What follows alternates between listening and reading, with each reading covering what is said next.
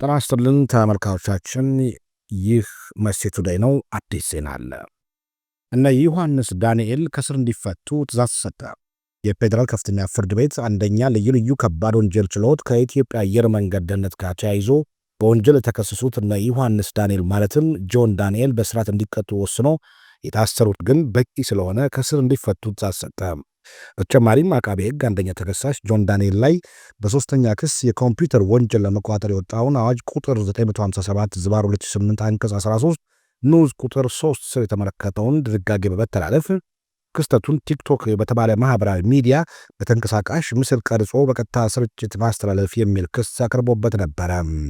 ተከሳሾቹ በተከሰሱበት የሕግ አንቀጽ ጥፋተኛ የተባሉ ሲሆን ችሎቱ በዛሬው ዕለት የአቃቤ ሕግ የቅጣት ማክበጃና የተከሳሾቹን የቅጣት ማቅለያ መርምሮ ውሳኔ አሳልፏል።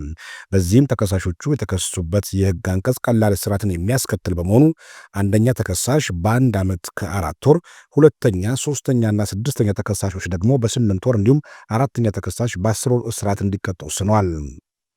በመሆኑም ተከሳሾቹ በእስር ላይ የቆዩበት ጊዜ ተሰልቶ ተከሳሾቹ እንዲፈቱ የፌዴራል ከፍተኛ ፍርድ ቤት አንደኛ ልዩ ልዩ ከባድ ወንጀል ችሎት ውሳኔ ያሳልፋል።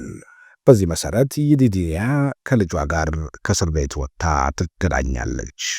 ይህ መሴ ቱዴይ ነው። ቀጣይ መረጃዎች ካሉ በተከታታይ የምናቀርብ ይሆናል። መልካም ቆይታ።